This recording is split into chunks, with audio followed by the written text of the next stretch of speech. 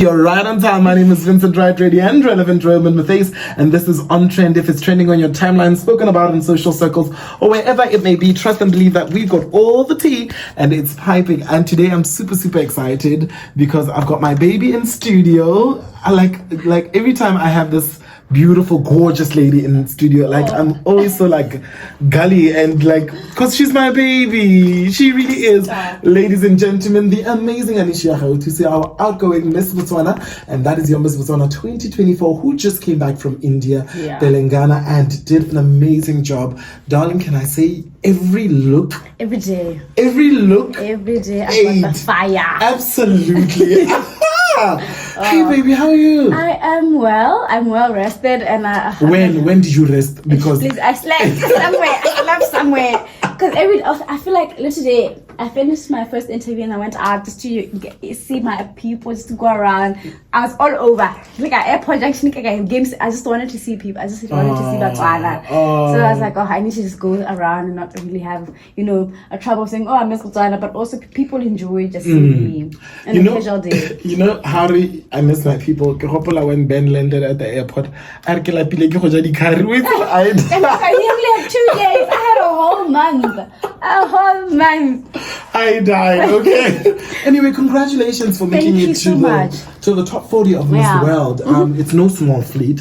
How did it feel hearing your name called among the top 40? It felt like a dream come true. It felt like my heart dropped and said, this is your moment to show the world what you came for and what you were representing this whole time. And it just really showed that the hard work, also the support of Botswana was really showing. So it really made so much difference in my life also. And what would you say was the most memorable moment for you during the Miss World pageant? I have so many memorable moments from my outfits, because every outfit had a story. So I made sure that every day had a story for me. But I'd say the final night, because I don't know, I've been waiting for the final night since day one I've arrived, because I had so much to say about what exactly the final night meant for me. Because I was wearing the dress made by Delana Scott, and the dress itself, I named it Pula. Yes, and I was trying to explain to them that Pula in my country not just only means rain, but it means blessing. So I'm living every blessing that every Botswana has given me today on this stage. And not only that, I was wearing 190 crates of Botswana diamonds. And that didn't mean just the expensiveness or the bling. It meant that I'm representing my country, my world. Something much bigger than you. Something much bigger than me. Something that made me who I am at the end of the day. I call myself a diamond baby because education, the healthcare, so many more things that made me who I am is because of these diamonds. So I really wanted to represent Botswana in the most magical way, and the diamonds were the true story for me at that point. All right, so it must have taken a lot of preparation leading up to Miss World. How did you prepare mentally, physically, emotionally for such a high-stakes international platform? I feel like from the beginning, I've always put God first through everything that I do, and that gave me the strength, that gave me the resilience, and that gave me the wisdom to take things as they are and to, not to over-control things. Things that are out of my control are out of my control. Things that are under my control, I'll do my best to really try my best. But in preparations, I think I've went to Jack's gym every month throughout my journey, just to prepare for the sports challenge head to head. I've been having Q&As, interviews here and there, which had helped me to really just get it ready to really showcase my personality. And I came to my head to head, which is my favorite part, because that's when I showed Botswana who I am in just a minute, 2 minutes, to say, my name is Anicia, I represent Botswana, and this is who I am.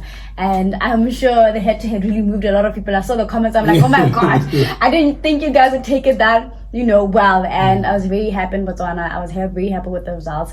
To going to the Beauty with a Purpose, I'm also happy that my Beauty with a Purpose got to be seen worldwide, and not just because it's as much as it's unique, it's also different, it's also impactful. So there's so many challenges that came in, so many fast tracks, and preparations for it was really hectic, because I was like, day to day, it's either I'm going to gym, it's either I'm going for an interview, it's either I'm preparing, either I'm traveling the whole of Botswana, really trying to impact as much as I could, and showing people that my project is, as much as it's different, it's very impactful.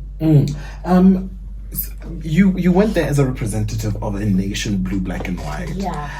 What aspects or what values of our culture did you feel proudest to showcase go India? I think one of the two things that I stand with is setho, botho ba rona. And I said that's the one thing it has stood out for me throughout my journey, and I'm gonna take it with me. And people should see it, that this is why we're a peaceful country. On top of that is because I've always called myself a queen of unity, an anchor of unity, and I've always tried my best to show people that usually when we work together, we do better, or we are better. So that's why I could say right now that I have so many countries wanting me to come to their countries and wanting me to really represent who I am and just to connect with each other. So I met a lot of friends. So I'm hoping to really showcase them and see how far we can go together. So the connection. Can I tell you? Yeah. So we were back home, right? Anicia, we have countries literally fighting for Botswana. I mean, for me, that even gives me goosebumps just thinking back at it, because we had countries who were really saying, you know what, this is what's happening. We think Botswana should be like, everybody was rooting for you. How did that feel for you? Where it was not just Botswana who were rooting for you, but mountain nations who were just like, this is the girl who she thinks she is. It filled me with so much joy. I didn't know how to explain it, because I'd hear Cameroon, Zimbabwe, Zambia, Namibia, from Angola, so many more countries that were represented. I'm like, oh my God, how do I even, because I'm already trying to represent my own country, and so many countries are bowing for me and are speaking for me. It filled me with so much joy, because that is what I've always wanted, to unite so many more people, to say we are stronger together no matter what we do. Even if we don't make it to this far, I was happy that one of the countries is going to be the first prince or the queen. We needed to be together to make sure that we are fully represented. Because even throughout my journey as a Miss Botswana, I said to each and every girl that I'm here to represent each and every one of you, no matter what it is. I'm going to represent you. Even the princess would say right now that I've tried my best to represent them throughout my journey as much as I am the queen.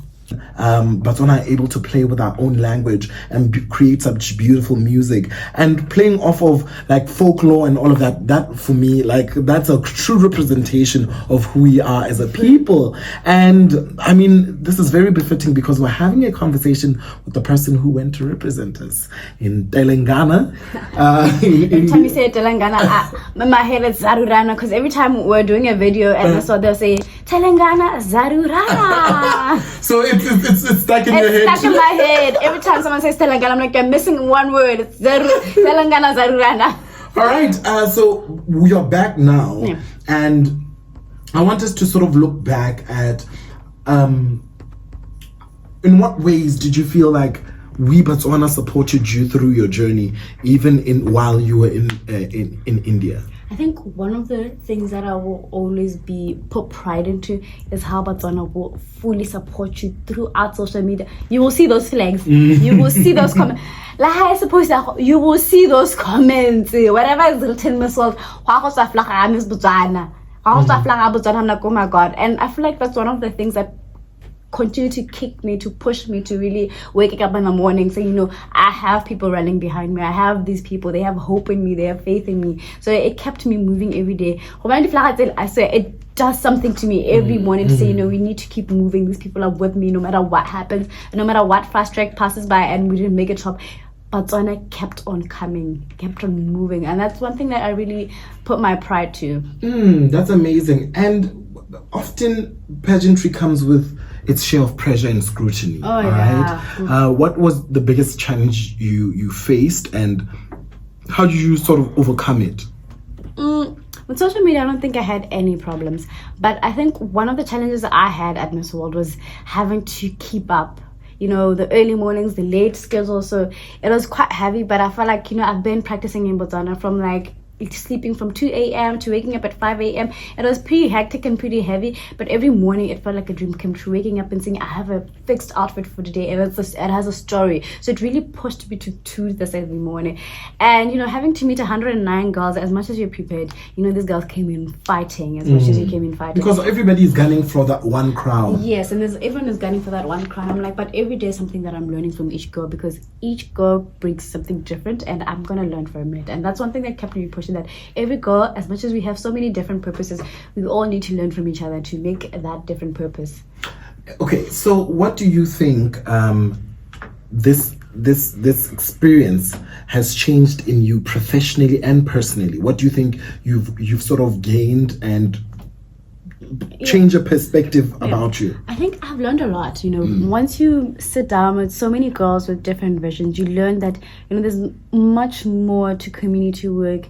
The stories that I learned that they're so hurting that you'd cry. The Somalia story was such a heartfelt story. I'm like, oh my God, these people really go through so much, and you really want to learn more. You really want to put a hand in helping these people, and it's creating that sisterhood to say, I'm with you and I'm here to support you no matter what happens, even after Miss World. So I think it grew my idea of what more can I do, not just for my country, also for the neighboring countries and worldwide. So it really grew my idea of really helping so many people and really growing my project. There's a young lady who had a similar project to mine. I'm like, okay, this is someone I could learn from. So it's Miss Wales, and we've been communicating, and she's been helping me. She's a doctor, so her really giving me the info, because she started way back. I think it's 5 years and I just started 2 years back.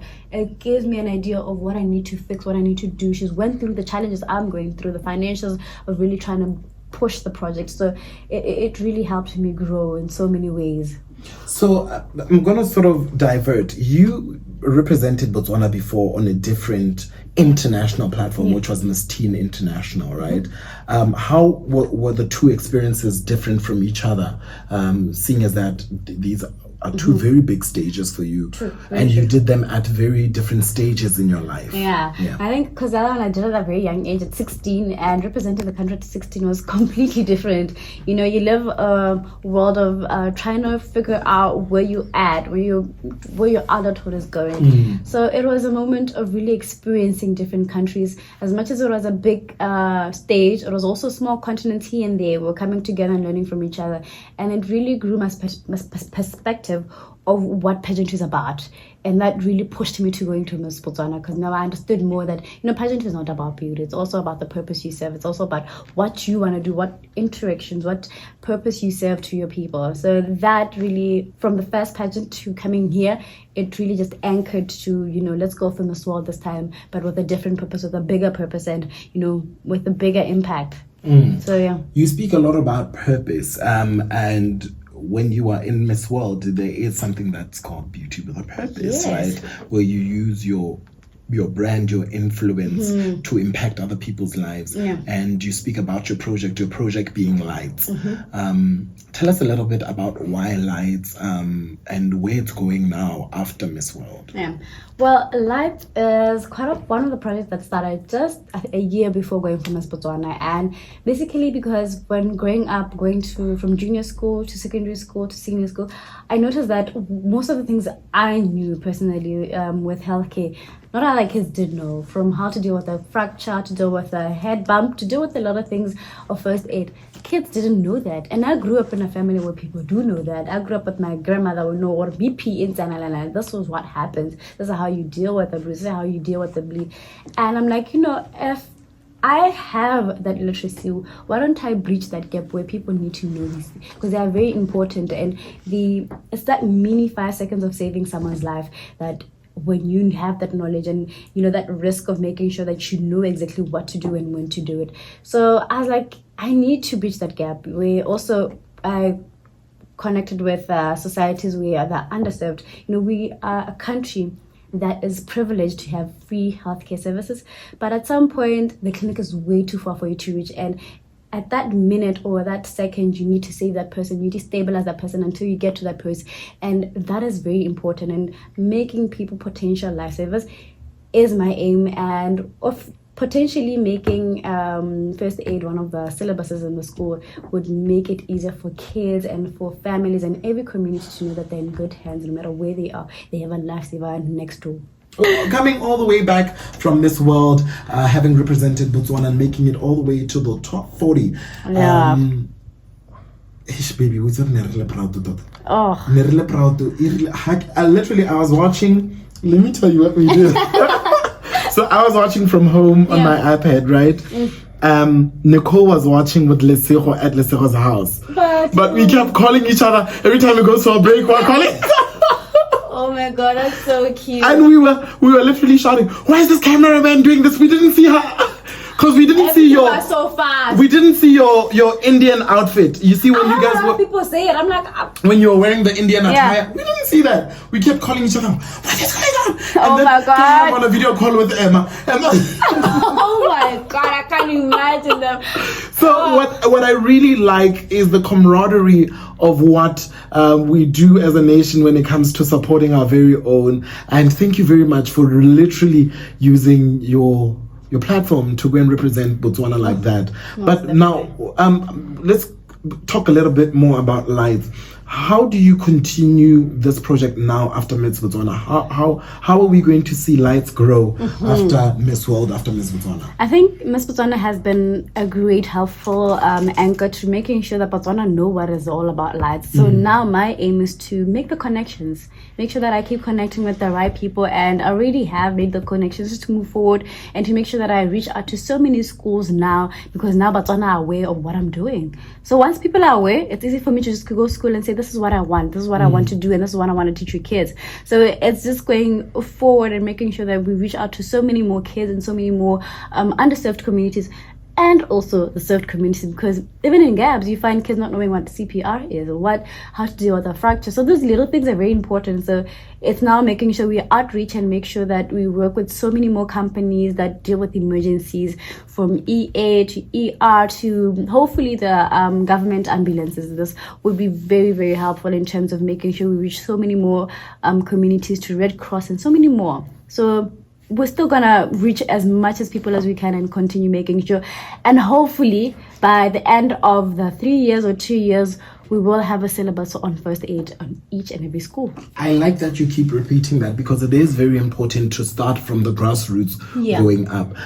Then the question is then, what is next for Anicia? We've heard about the project, we've heard about what is next for Anicia after Miss World?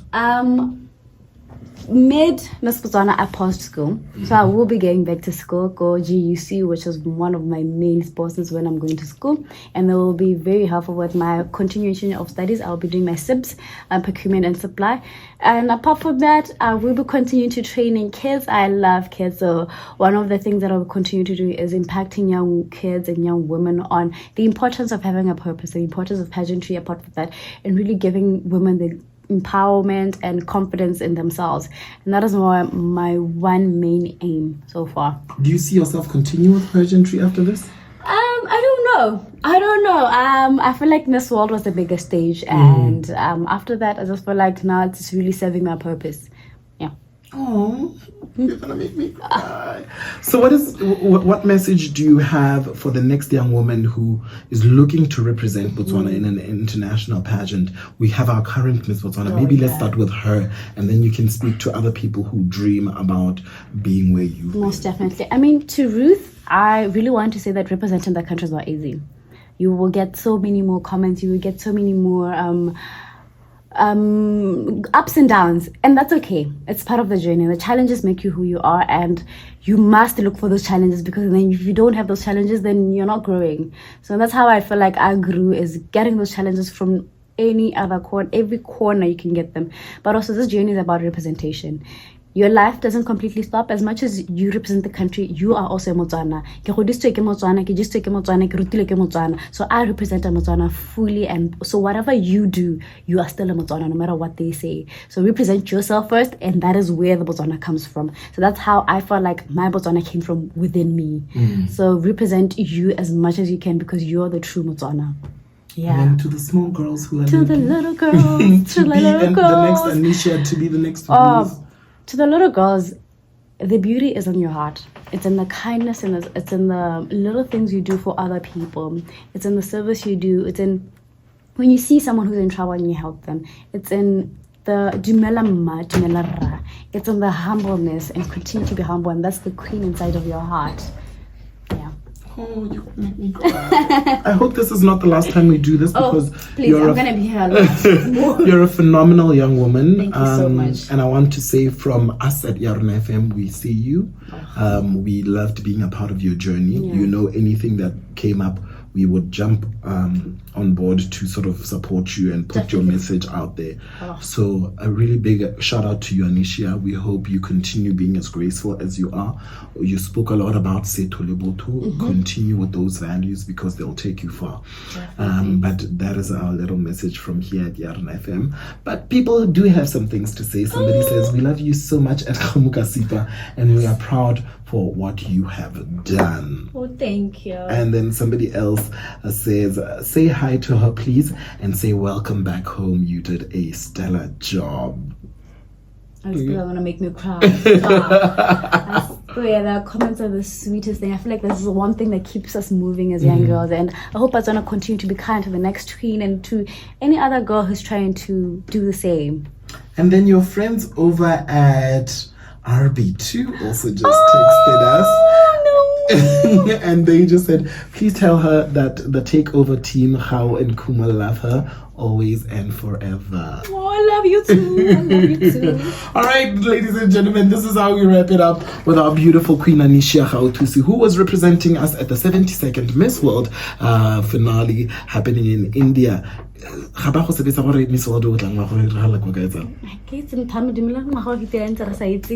I'm just hoping it comes to Botswana very soon. Please. We wanted to come to Botswana very soon. Please, and let me host it. Thank you. Yes. Bye.